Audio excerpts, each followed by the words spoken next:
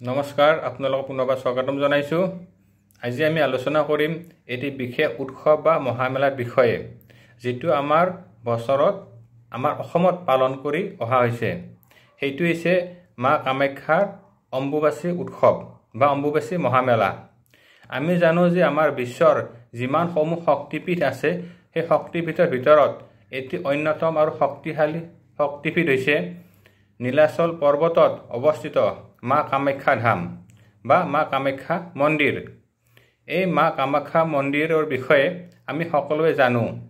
মা কামাখ্যাৰ শক্তিসমূহ আমি সকলোৱে অনুভৱ কৰোঁ। মা কামাখ্যা ধামত অতীজৰে পৰা তন্ত্ৰ মন্ত্ৰ সাধনাৰ এটি বিশেষ পৰম্পৰা আছে। অৰ্থাৎ এই কামাখ্যা মন্দিৰত আহি যিসকল ব্যক্তিয়ে তন্ত্ৰ মন্ত্ৰ সাধনা কৰে, তেওঁলোকৰ সাধনাত অতি সহজে সিদ্ধ লাভ হয়। লগতে যি ভক্তই মা কামাখ্যা মন্দিৰ জীৱনত এবাৰ হ'লেও দৰ্শন কৰে, সেই ভক্তৰ সকলো মনোবাঞ্ছা মায়ে পূৰণ কৰে।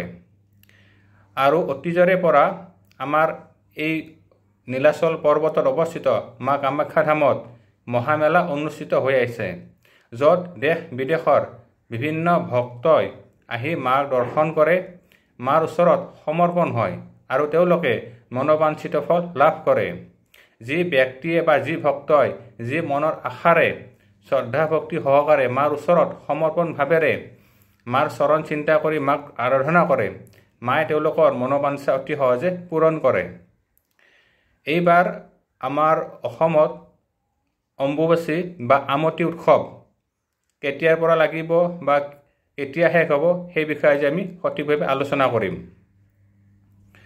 অৰ্থাৎ এই কামাখ্যা ধামত যি উৎসৱ আৰম্ভ হয়, সেইটো প্ৰতি বছৰে আমাৰ আহাৰ মাহত আৰম্ভ হয়।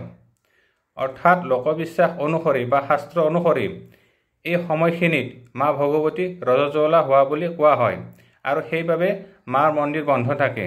যিহেতু মা মন্দিৰ বন্ধ থাকে, গতিকে আমাৰ অসমৰ লগতে উত্তৰ পূবৰ বিভিন্ন ঠাইত নিজ গৃহৰ মন্দিৰো বন্ধ ৰখা দেখা যায়।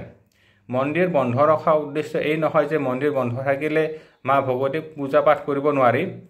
মা ভগৱতীক মনেৰে পূজা পাঠ কৰিলেও মা ভগৱতী সন্তুষ্ট হয়। এই সময়খিনিৰ ভিতৰত যদি মা কামাখ্যা ধামত আহি মানুহে শ্ৰদ্ধা ভক্তি সহকাৰে মন্দিৰৰ বাহিৰত মাক পূজা কৰে, প্ৰাৰ্থনা কৰে বা মাৰ মন্ত্ৰ জপ কৰে, তেতিয়াহ'লে মা অতি সহজে প্ৰসন্ন হয় আৰু সকলো ভক্তৰ মনৰ আশা পূৰ্ণ কৰে। সেইবাবে এই সময়খিনিত দেশ বিদেশৰ বিভিন্ন ভক্ত আহি মাৰ ওচৰত সমৰ্পণ হয় আৰু ইয়াত মহামেলা অনুষ্ঠিত হয়, য'ত বিভিন্ন সাধু সন্ন্যাসীৰ লগতে বিভিন্ন ধৰণৰ ব্যক্তি আহি মাৰ চৰণত সমৰ্পণ হয়। এইবাৰ এই উৎসৱ আৰম্ভ হ'ব 22 জুন 7 আহাৰ দিনৰ 8:35 অম্বুবাচী তিথি আৰম্ভ হ'ব আৰু এই অম্বুবাচী শেষ হ'ব 25 জুন 10 আহাৰ নিশা 8:59। এই সময়খিনি মাৰ ভগৱতী প্ৰাৰ্থনাৰ বিশেষ শুভ সময়। এই সময়খিনিত মাৰ মন্দিৰ বন্ধ থাকিব, কিন্তু ভক্তসকলে মাৰ চৰণত আহি প্ৰাৰ্থনা কৰিলে মাৰ কৃপা তেওঁলোকে লাভ কৰিবলৈ সক্ষম হ'ব।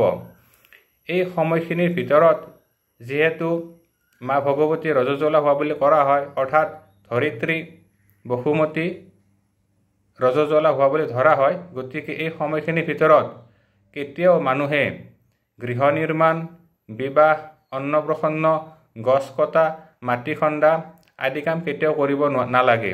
এইখিনি এই সময়ত কৰাটো একেবাৰে অশুভ।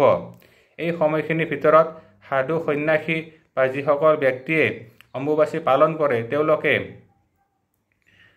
ফল আহাৰ গ্ৰহণ কৰি জীৱন নিৰ্বাহ কৰে আৰু মাৰ প্ৰাৰ্থনা তেওঁলোকে নিশ্চয় কৰে। লগতে এই সময়খিনিৰ ভিতৰত যদি মানুহে কেঁচা গাখীৰ গ্ৰহণ কৰে, তেতিয়াহ'লে লোকবিশ্বাস অনুসৰি তেওঁলোকৰ সৰ্প ভয় নিবাৰণ হয়। গতিকে এই সময়খিনি আমাৰ বাবে অতি প্ৰয়োজনীয়। গতিকে এই সময়খিনিত আমি মা ভগৱতীৰ চৰণত সমৰ্পণ হৈ প্ৰাৰ্থনা কৰিলে আমাৰ নিশ্চয় মংগল হ'ব। মই সময়খিনি পুনৰবাৰ কৈ দিছোঁ। এইবাৰ আমতি উৎসৱ বা অম্বুবাচী লাগিব 22 জুন 7 আহাৰ দিনৰ 8:35 আৰু এই আমতি শেষ হ'ব 25 জুন 10 আহাৰ নিশা 8:59। আজিলৈ ইমানেই। পৰৱৰ্তী সময়ত পুনৰ লগ পাম। ধন্যবাদ। জয় মা কামাখ্যা।